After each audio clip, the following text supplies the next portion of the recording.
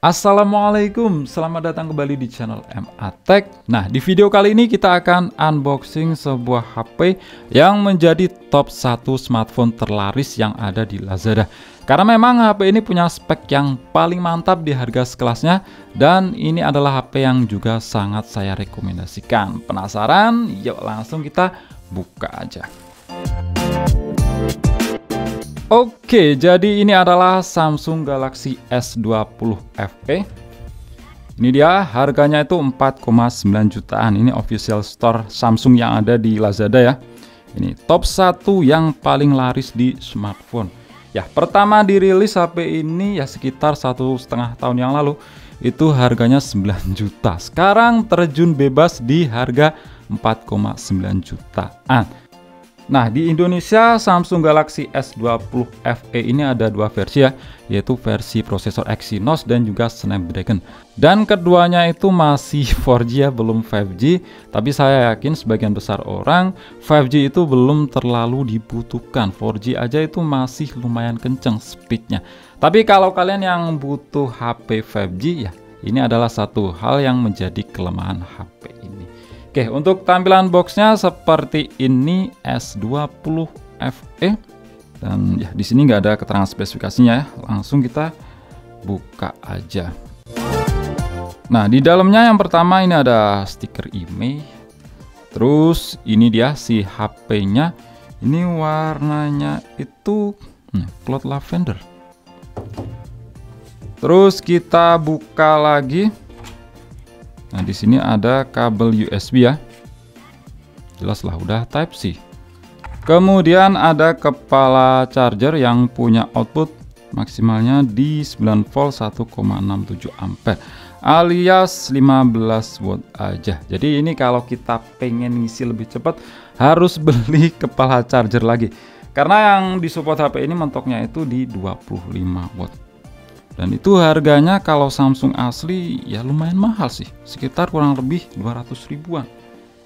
Oh ya, di sini masih ada kotak tipis lagi ya, ini nempel di bagian sini. Ini ada SIM tray injector dan ya buku panduan dan kartu garansi. Jadi juga nggak dapat silikon case. Oke, ini kita singkirin dulu dan kita lihat di HP-nya Samsung Galaxy S20 FE. Ini masih ada plastik yang menempel, kita lepas aja sih. Kemudian di bagian depan ya ini screen protector sih. Nggak usah dilepas. Tapi ini saya bakal lepas sih, saya akan ganti dengan tempered glass karena lebih aman. Nah, untuk build quality jelas Samsung ini mantep ya. Tapi dibanding seri S20 lainnya, ini memang kerasa beda kelasnya. Ini bahannya dari plastik, bukan dari kaca. Terus bagian framenya ini dari metal. Oke, kita cek dari sisi per sisi. Di samping kanan ada tombol power, terus tombol volume rocker. Di sisi atas ini lubang untuk secondary microphone. Slot SIM kita buka. Nah, di sini dual SIM ya, hybrid. Yang satunya ini bergantian dengan micro SD. Ya, di bagian framenya ini masih ada beberapa plastik yang menempel ya. Nah, nanti aja dah saya lepas. Terus di sisi kiri ini kosong aja. Di sisi bawah ada lubang untuk mikrofon, port USB Type C, dan juga lubang untuk speaker. Nah, mantapnya S20 FE ini udah pakai USB versi 3.2. Kalau HP Xiaomi sampai versi terbaru pun yang harganya itu mahal, itu masih pakai versi 2.0. Kelebihannya di sini udah support display out dan juga bisa mode desktop. Lanjut di bagian belakang ada tulisan Samsung, terus triple kamera. Yang setup kameranya ini juga paling mantep di harga 5 juta ke bawah. Nanti saya akan jelaskan. Terus LED flash. Bagian depan ini ada layar. Ada kamera dan lubang untuk earpiece serta sensor-sensor. Oke, langsung aja kita nyalakan. Oke, seperti ini tampilan layar utama dari Samsung Galaxy S20 FE. Nah, untuk ukuran layarnya ini 6,5 inch, menurut saya nggak begitu besar, juga nggak yang begitu kecil, pas di tangan. Nggak seperti HP zaman sekarang itu kebanyakan kan di atas 6,7 inch. Panelnya di sini Super AMOLED Dan harus saya akui ya, Super AMOLED di Samsung itu beda kelas dengan Super AMOLED di brand lain. Oke. Untuk sensor pemindah isi di jarinya ini udah ada di dalam layar. Mantap. Dan di sini juga cepat. Nah, untuk UI di sini pakai One UI yang menurut saya pribadi ini adalah salah satu custom UI paling enak ya. Ini menurut saya pribadi. Itu performanya stabil dan juga nggak ada yang namanya itu iklan.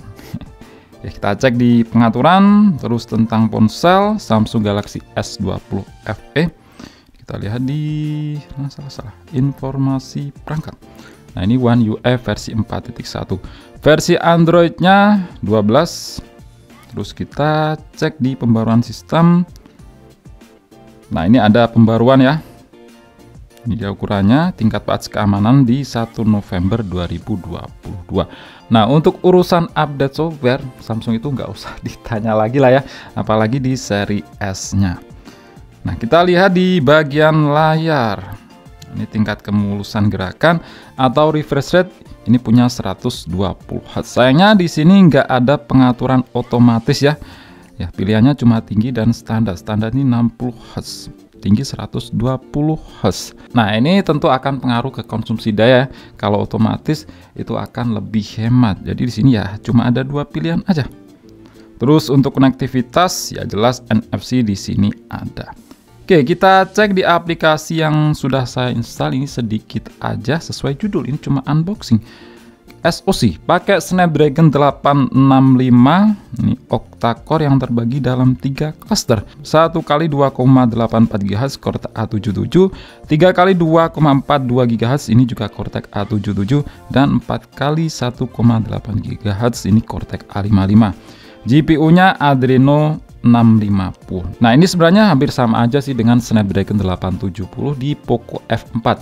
Cuma Snapdragon 870 itu upgrade di clock speed CPU dan GPU. CPU-nya itu jadi 3,2 GHz. Kalau ini kan 2,8 GHz.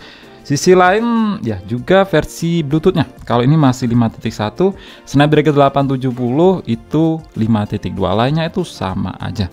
Oh ya, meskipun Snapdragon 865 secara prosesor ini sudah mendukung 5G ya, tapi itu modemnya masih terpisah, maksudnya itu modem 5G. Jadi tergantung si brandnya, itu mau masang modem 5G-nya apa enggak. Screen resolusinya 2400 x 1080 atau Full HD Plus 120 Hz, dan di sini support HDR10, SLG dan HDR10 Plus. Penyimpanan RAM 8 GB, mantap, udah LPDDR5. Untuk internal storage di sini dari 128 GB yang bisa kita pakai sekitar 99 GB-an. Dan di sini pakai UFS 3.1.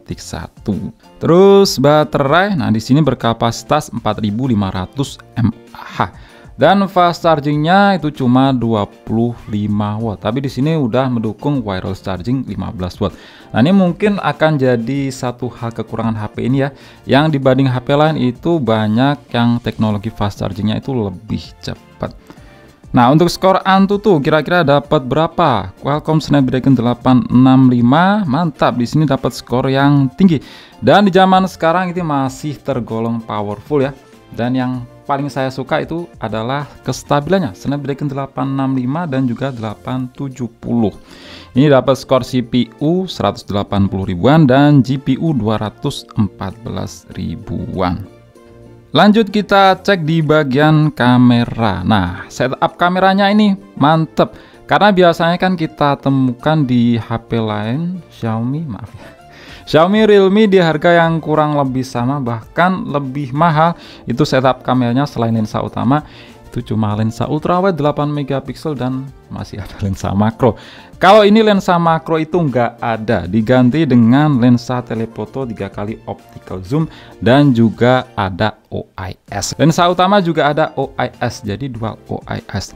Terus untuk lensa ultrawide resolusinya ini 12 megapiksel. Mantap ya, biasanya kan cuma 8 megapiksel.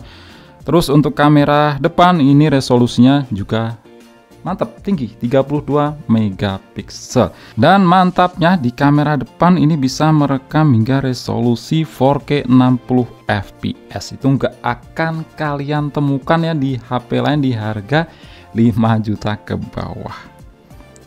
Sedangkan untuk kamera belakang ini bisa merekam sama juga 4K 60 fps. Mantap. Ini kita coba jepret sebentar aja ya. Ini lensa utama 12 megapiksel. Kameranya ini mantep. Ini berani banget diadu dengan HP keluaran terbaru zaman sekarang, meskipun dengan resolusi yang lebih tinggi. Lensa utama, ultra wide. Ini kalau dilihat sih, ya warnanya tiap lensa itu punya karakter yang hampir sama aja ya. Gak beda jauh. Ini lensa telefoto 3 kali optical zoom. Oke. Terus kamera depan 32 megapiksel. Sini. Oke. Nah, ini kita coba ya untuk kualitas speakernya, yang di sini dituning oleh AKG. Dual speaker letaknya ada di sini dan juga di sini. Oh ya, di sini nggak ada yang namanya lubang jack audio 3,5 mm.